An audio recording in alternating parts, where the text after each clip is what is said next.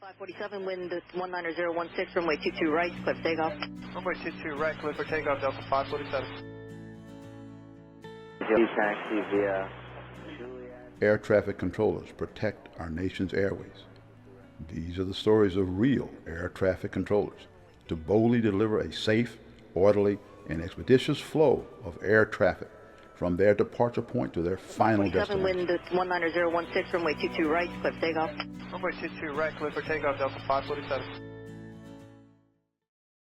Morning, gentlemen. Good morning, Joe. How you doing? I'm good. I'm going to take, I'm going to take the center stage. I'm not the man of the hour, but I know all of you are. So I'm just curious. I love aviation, love everything about it. And when I was asked to be a part of this, it was ideal because I'm learning more about what you do than I could ever imagine. So sort of just want to open up, see what you guys have to say about history, what you've done, experiences you've had that would be of interest, because I know there's a lot of people who would love to hear what you know, what you've seen and done. Well, Go ahead, Jack. Joe, maybe for the record, I should set something straight. Back when we had a recording with the engineer from NASA, I was stationed here at Ellington Field, it was Air Force Base then, when there was a lunar landing training vehicle out there practicing, and I was at the GCA radar site, and one crashed. And Tom knew about, but anyway, we thought it was Neil Armstrong, but that was in 1968. The one that I was at was witness was February 1971, and the pilot's name was Stuart Present. And the thing did a tilt, he ejected, and we heard the explosion and came out of the standby unit and saw the parachute just before it hit the ground. But anyway, it wasn't Neil Armstrong. Whatever. I guess thank goodness for that. Yeah. So, I mean, I know that it's not only, I guess, commercial air traffic control, but it was Air Force, I guess I would say military, not knowing exactly what. So it involved aerospace and military and all. So anything, I'm curious about that. I started my career in the Navy. Okay. It's hidden. In the Navy, my first base was NAS Pensacola with the Blue Angels. They flew A4s back then. So that shows you how old I am. God. And our training A4s, because a canopy had blown off at some point because the canopy wasn't down and locked, we had to tell all the A4s, check canopy down and lock. Flight in a TA-4 there at Pensacola, and he had never seen a rifle bolt. So he takes off, and as soon as he lifts off, the canopy blows off right there. Standard phraseology for an A4, training A4. Well, Blue Angels flew A4s, and if I was working ground control, it'd be like, Blue Angel 1 taxi. And I would say, calling ground, say again, I did it every time. Blue Angel 1! Really. So, get them there. And if I'm working local, which is the tower controller, which is the airplanes in the air, they'd pull out and I would tell them to check canopy down, light out, clear. Oh, that aggravated them too, because you didn't tell it to the fleet guys, just the training guys. But I always told Blue Angels. So that was my one little jab at officers and a little jab at the Blue Angels. I loved them, but you got to give them a hard time. So that's. Blue Angels is my favorite flying team. I've had a chance to see them a number of times when they're F-18s. So that to me, because that's one of my favorite jets. I just had something about that plane I really love. So anyone as far as that goes? And again, my love of airplanes came from, my dad took me to see the Blue Angels. He was in the Air Force at Elmendorf in Alaska. And so I went to see the Blue Angels and 5 or 6 year old, and I've loved airplanes ever since. And later, my dad got hired in FAA Flight Service Station in Antioch, Alaska. And it was remote, dirt runway, no TV, no radio. We didn't have fresh milk. And we were there for 2 years on a government compound, you know, FAA compound. Flight service station was about a mile away. And my mom fixed my dad's dinner, and my job was to take it to him. And so that's when I decided I wanted to be in this business. Got hooked. And yeah, he would give me a helium balloon to go home with, you know, and I'd go home and tell my mom the altimeter. And my mom said, good, I can bake a cake now. So we were there for 2 years, and FAA flew in a DC-3 and loaded my mom, my dad, my 2 sisters, and our furniture on there, and flew us to Fairbanks. And my dad was controller, and so that's when confirmed I wanted to be controller. Awesome, man. Nice, nice. I mean, that's kind of how I got interested in aviation and all. I grew up a mile from Wright-Patterson Air Force Base.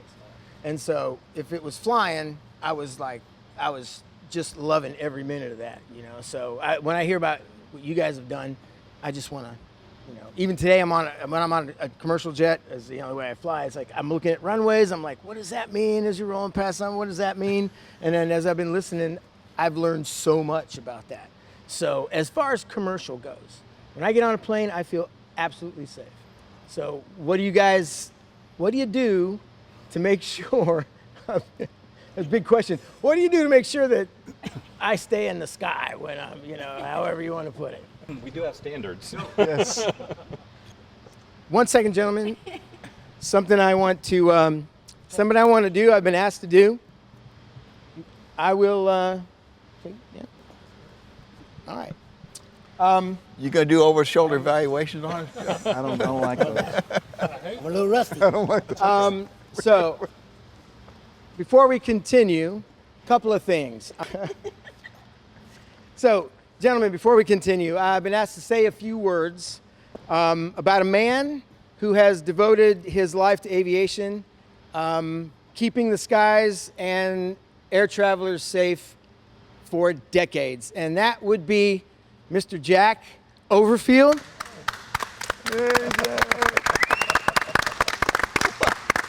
Celebrity. Sheree, is he here? Are you? Oh, come on, man. Well, he introduced me as Jack, or introduced himself, so I just want to say a few things that are very important that need to be known about Mr. Overfield.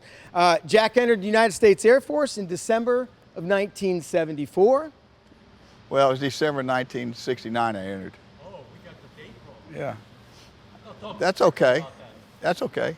I meant to say Jack entered the United States Air Force in December of 1969. Thanks for the coaching. Say there. correction next time, please. Sorry, Joe. He also certified in Lake Charles as a air traffic controller. He was also selected as Houston Center ZHU Airspace and Procedure Specialist, serving from 1983 to 1984.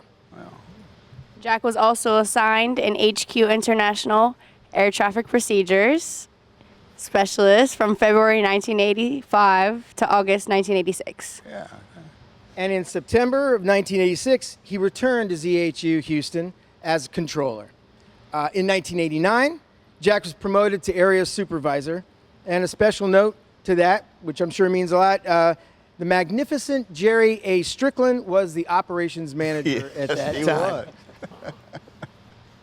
From 1999 to 2000, he was supervisor, traffic management coordinator, and from 2002 to 2003, he was a temporary operations manager, after which he returned to being operations supervisor. From your honors, Mr. That's Overfield, fine, Joe. you worked extensively on various projects at ZHU and the FAA, including the lead instructor on several projects. Jack went on to retire January 3rd, 2006, with only a hug as he left from controller Janet Bartek. That's it. However, today, Mr. Overfield, Sir. your wife, your colleagues, and friends are here to bestow upon you the recognition that you most richly deserve. Really? Well, golly. Do I stand up? Hey, Jack, it's my turn now, Jack. Not yet. Okay? So, Jack Overfield, this is an overdue acknowledgement for 30 8 years, I believe it is, public service. 35. 35? 35. Well, add it on, man. Maybe you get extra 35 pay. years and 3 months. You might get extra pay. Okay. Don't quote that. It's on film. Okay.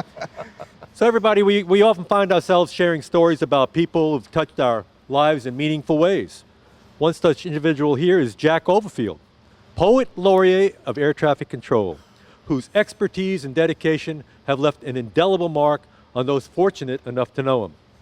Jack's career as an air traffic controller was nothing short of exemplary. He navigated the complexities and demands of the role with precision and calm, ensuring the safety and coordination of countless flights. His skills and expertise not only made him an exceptional controller, but also a respected supervisor. His guidance and mentorship was treasured by his colleagues who often sought his wisdom in challenging situations. Jack is not only a great professional, but also an amazing friend and a fantastic husband and family man. His wife, Cherie, and his 2 daughters have surely benefited from his guidance. Now Jack's a grandparent, and I'm sure his indelible, incredible role model for those children. Yeah. Right, Jack? Yes. His good heart and unwavering kindness have endeared him to many. He has always approached others with genuine warmth and understanding, never harboring any ill will. And Jack's ability to forge lasting friendships is a testimony to his character, as those who know him will attest. Having Jack as a friend means having a friend for life. At Behind the Scope and Houston Center, we celebrate Jack Overfield not for his technical proficiency and leadership, but for his compassion and loyalty. He exemplifies what it means to be a true friend and a pillar of the community. And we are all better for having him in our lives. So Jack, come on up. Golly. We have a picture up there. We're getting everybody's signature on it. It's not finished yet. And we also have a cake over here for your retirement, my friend. You didn't get a return party. Well overdue. But done. You have anything to say, Jack? I got a lavalier on. I guess He's laughing. He's laughing. No, I'm actually trying to fight back. You know, when things, emotions well up in you? It kind of gets you in your senses, your whatever it's called up here. What's it called? Yeah. Your nose starts running. Well, this is a big surprise. Bob, I made new friends here today. Talked to this guy and this guy and all these guys and Joe and Nicole and golly, thanks, Bob. That was a great surprise. Cherie. Come on, Sherry. Watch your step there. You might want to put that phone down. Oh, is that a phone? Is it on vibrate? Is it? Huh? Yeah, it's. Oh, you were taking pictures or something? Well, golly.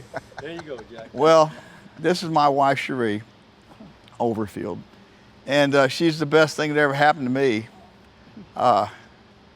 We met in October, it was October 15th, 1971. And it was a blind date.